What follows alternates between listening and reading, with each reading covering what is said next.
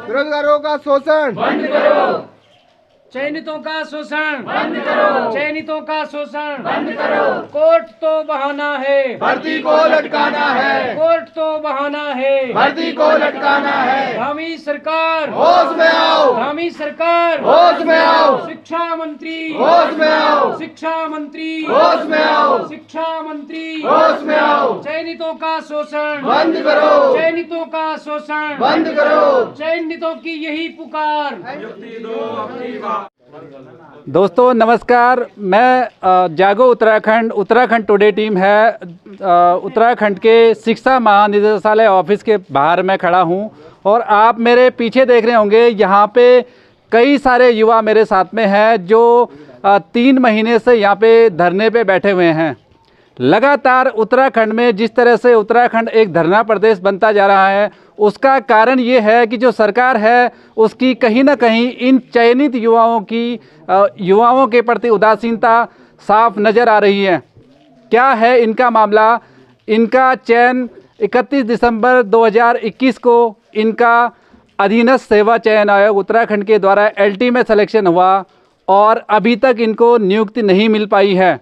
आप समझ सकते हैं जिस तरह से उत्तराखंड को एक शिक्षा का हब बनाने का प्रयास है और नवनिर्वाचित सरकार का सपना है कि उत्तराखंड सरकार उत्तराखंड में शिक्षा व्यवस्था बेहतर करे। लेकिन जो चयनित अभ्यर्थी हैं, जिनका LT के लिए सिलेक्शन हुआ है, जिन्होंने छात्रों को पढ़ाना है, उनके साथ में अगर इस तरह का जो व्यवहार है सरकार की तरफ से, कैसे उत्तराखंड की शिक्षा बेहतर हो पाएगी? जहाँ तक मेरी जानकारी है 1000 से ज़्यादा ये शिक्षक LT के लिए चयनित हुए हैं, लेकिन इनका चयन होने के बाद भी इनको अभी तक नियुक्ति नहीं मिल पाई है। अभी इनका मामला हाईकोर्ट नैनीताल में है, जिसकी पैरवी उत्तराखंड सरकार की तरफ से की जानी चाहिए थी, उत्तराखंड शिक्षा विभाग की तरफ से की जानी चाहिए थी, लेकिन अभी तक इनके मामले में कोई सुनवाई नहीं हो पाई है। अब मैं इन युवाओं से जान लेता हूं, जिस तरह से युवा लगातार दिन रात मेहनत करके पढ़ाई करते हैं, ये अपना TET एग्ज़ाम पास करते हैं, CTET पास करते हैं, तमाम मानक ये पूरी करते हैं, उसके बाद एग्ज़ाम की तैयारी करते हैं और ये चयनित होकर के आते हैं। उसके बाद भी अगर इस तरह से धरने पे इनको बैठना पड़ता है तो आप समझ सकते हैं कि इस प्रदेश की स्थिति कैसे होगी। अब मैं इन्हीं युवाओं से बात करूँगा। सबसे पहले मैं आपके पास आना चाहूँगा, कई टाइम से मैं यहाँ पे आता हूँ, आप लोग धरने पे बैठे हुए हैं, लगभग 3 महीने से ऊपर हो गया आपको।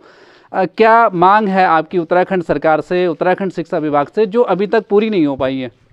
सर, मैं उत्तराखंड प्रदेश 5-6 साल बाद एक किसी नियुक्ति को जारी तो करती है, उसके फिर परीक्षा हो जाती है। 8 अगस्त को हमारी परीक्षा हुई, 31 दिसंबर को रिजल्ट जारी होता है। ये सभी चयनित साथी यहाँ पर हैं और अच्छे नंबरों से पास हुए हैं, लेकिन दुर्भाग्य हमारा ये है कि 6 माह से ऊपर का समय हो चुका है।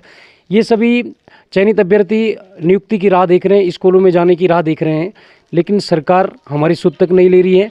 जहाँ तक कोर्ट का सवाल है, कोर्ट में कुछ ऐसे अभ्यर्थी कोर्ट में चले गए हैं जिनका 1-2 नंबर से सिलेक्शन नहीं हुआ है, वो कोर्ट में पहुँच जाते हैं। परंतु मैं आयोग और सरकार से प्रश्न करना चाहता हूँ कि ये प्रश्नों का निर्माण आपने किया था, ये परीक्षाएँ आपने दिलाई, रिजल्ट आपने जारी किया है और ये जो चयन सूची में नाम आपने हमारा दिया है, फिर जब कोर्ट में मामला जाता है तो ये आप प्रश्न चिन्ह आप पर लगता है। जब प्रश्न चिन्ह आप पर लगता है तो आपको जल्दी से जल्दी इस मामले में निपटारा कर लेना चाहिए, लेकिन दुर्भाग्य ये है कोर्ट में सरकार ना हमारी पैरवी करती है। अगर हमें कोर्ट में डेट तो मिलती है, लेकिन उसमें फिर हमारी सुनवाई नहीं होती है। जब इस प्रकार 6 माह हो चुके हैं, ये चयनित अभ्यर्थी सभी सड़कों पर उतरे हुए हैं। शिक्षा मंत्री के पास हम कई बार मिल चुके हैं, धामी जी के पास मिल चुके हैं। बीजेपी कहती है कि हमारे युवा मुख्यमंत्री हैं। युवा मुख्यमंत्री तो हैं, परंतु यहाँ पर युवाओं की कोई बात नहीं होती। सभी युवा जो है सड़कों पर आज उतरे हुए हैं। ये बीजेपी कहती है कि बेटी बचाओ बेटी पढ़ाओ का नारा तो देती है, लेकिन आज वही बेटियां, जो उत्तराखंड की बेटियां सड़कों पर हैं। जब ये बेटियां सड़कों पर रहेंगी तो आप वो कौन सी बेटियां हैं, उन कौन सी बेटियां जिनको आप पढ़ाना चाहते हैं? जब आप जो पढ़ी लिखी बेटियां हैं उनको आप सड़कों पर आप उतार दिया है आपने। आपकी जो ये नीति है उस नीति ने सड़कों पर उतार दिया है। किस प्रकार आपकी वो बेटियाँ पढ़ा पाएंगी, किस प्रकार वो बेटियाँ आपकी पढ़ पाएंगी? तो सरकार से मेरे निवेदन रहेगा कि 6 माह हो चुके हैं, अब हमारी परीक्षा हमने बहुत अच्छे नंबरों से पास की है। अब इतना इंतज़ार हमसे नहीं हो पा रहा है। हम दर दर भटक रहे हैं, ठोकरें खा रहे हैं। और ये ऐसे ये जोश भरे शिक्षक हैं, आप इनको विद्यालय में भेजिए। 1 साल के अंदर मैं सरकार को आश्वस्त करता हूँ, 1 साल के अंदर हम विद्यालयों में ऐसा अध्यापन करेंगे, ऐसे छात्रों को तैयार करेंगे कि आपको भी लगेगा कि जो शिक्षक यहाँ पर अपना जोश दिखा रहे हैं सड़कों पर, हम वो जोश विद्यालयों में दिखाना चाहते हैं। परंतु सरकार नहीं सुन रही, इस बात को न समझ रही है। मुझे लगता है ये हमारा दुर्भाग्य है कि परीक्षा में अच्छे नंबर से हम पास तो हो जाते हैं, परंतु फिर हम सड़कों पर उतरते हैं, जो कि एक बहुत ही ये निंदनीय बात है। और ये दयनीय स्थिति में हम इस समय हैं। सरकार, शिक्षा मंत्री जी, मुख्यमंत्री जी से मेरी मांग रहेगी, हम निवेदन करते हैं किसी तरह 24 तारीख को जो हमारी हियरिंग है कोर्ट में, वहाँ पर मजबूत पैरवी कीजिए, कोर्ट के अधीन ही सही हमें विद्यालयों में भेजिए, हमारी नियुक्ति कीजिए। बस हमारा इतना सवाल सरकार से, ज़्यादा हमारी कोई मांगे नहीं। और हमारी ये कोई मुद्दा नहीं है, ये तो हम अपना अधिकार मांग रहे हैं। हम परीक्षा में पास हुए हैं, बस हमारा अधिकार दीजिए। बाकी हमें कोई राजनीति नहीं करने, ना हमारा ये विषय है। हमारा विषय स्कूलों में पढ़ाना है, छात्रों को तैयार करना है, नई पौध हमने अच्छे से अच्छे करना है। यहाँ उत्तराखंड राज्य की शिक्षा व्यवस्था किस प्रकार पूरे भारत में मिसाल बने, हम उसके लिए योगदान देने के लिए तैयार हैं। बस आप हमें विद्यालयों में भेजिए, हमारी नियुक्ति कीजिए, और हम आपको आश्वस्त करते हैं हम अच्छे से अच्छे पढ़ाएंगे, लेकिन आप हमें नियुक्ति दीजिए।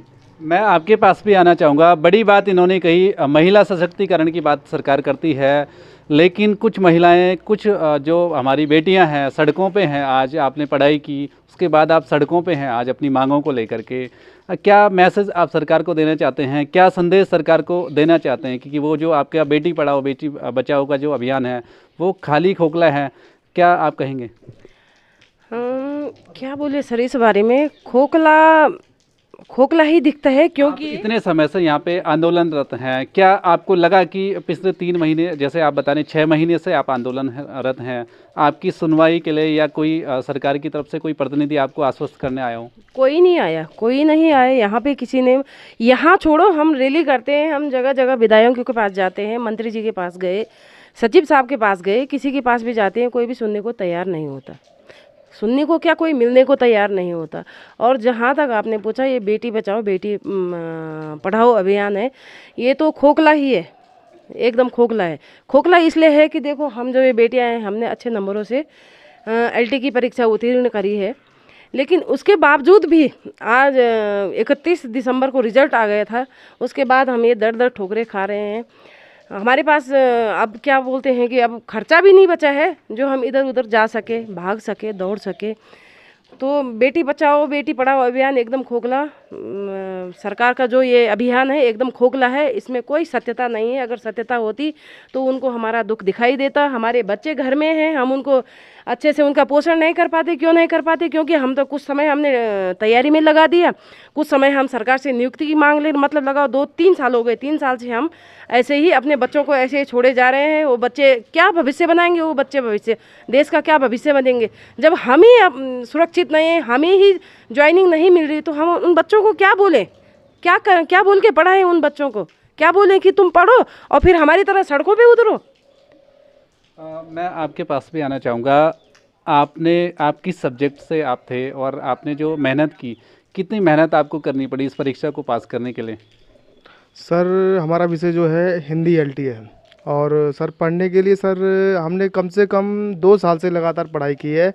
और मैं देहरादून में रहा हूँ, कमरा लेके रहा हूँ, बाकायदा खर्चा भी आता है, किराया वगैरह देना पड़ता था। कम से कम मंथली हमारा 10 से 12 हज़ार रुपये खर्च होता था सर, और कोचिंग फीस वगैरह भी खर्चा होता था। तो ऊपर से वो सब तो मतलब परिवार वाले झेल गए, लेकिन जो मानसिक तनाव हम लोग झेल रहे हैं उसका सर निराकरण हम चाहते हैं, आपके माध्यम से चाहते हैं कि हमारा जल्द से जल्द निराकरण किया जाए। आपका क्या शुभ नाम है? मैं हरीश गरुला, मैं टिहरी गढ़वाल से आया हूँ। और मेरी सरकार से यही मांग होगी कि जिस प्रकार से शिक्षा के क्षेत्र में उत्तराखंड को होना चाहिए था, अन्य राज्यों की तुलना में उत्तराखंड एक छोटा सा प्रदेश है, यहाँ के युवा अनेक तरीके से उत्तराखंड का भविष्य संवार सकते थे। शिक्षा के क्षेत्र में ही ले लीजिए, जिस प्रकार से शिक्षा मंत्री जी वक्तव्य देते हैं कि शिक्षा के क्षेत्र में इस प्रकार की क्रांति की जाएगी, इस प्रकार से शिक्षा को संवारा जाएगा, लेकिन हमारी स्थिति देखिए, हम 6 महीनों से सड़कों पर हैं और सरकार के खिलाफ लड़ रहे हैं कि हमने मेहनत करके परीक्षा उत्तीर्ण की और हमें नियुक्ति दे दीजिए, लेकिन हमारी सुध लेने वाला कोई भी नहीं है। हमारी धामी सरकार से, जो कि युवा मुख्यमंत्री कहे जाते हैं, और शिक्षा मंत्री से भी यही अपील होगी कि जल्दी से जल्दी कोर्ट में जिस प्रकार का भी विवाद है या कुछ भी है, आप लोग मजबूत पैरवी करें, जिससे कि सभी चयनित अभ्यर्थियों को राहत मिल सके और यह अपने कार्य को करने के लिए अपने अपने जहां पर भी इनको विद्यालय दिए जाएंगे वहां पे पठन पाठन करवा सकें और बच्चों का भविष्य संवार सकें। तो इस तरह से इन युवाओं ने अपनी व्यथा को यहाँ पे हमारे सामने प्रस्तुत किया।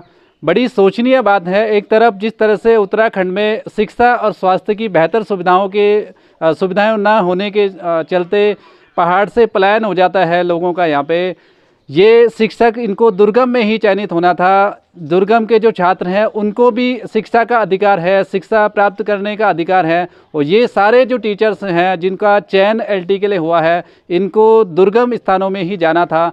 बड़ा सोचनीय विषय है।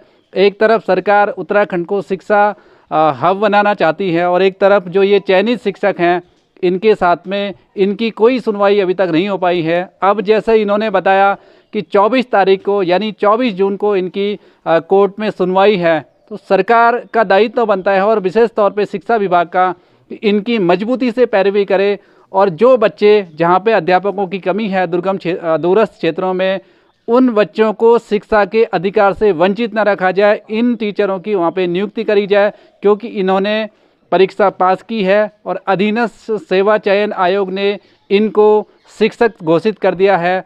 अब सरकार की जिम्मेदारी है कि वो कोर्ट में अपनी तरफ से इनकी पैरवी को मजबूती से पेश करें।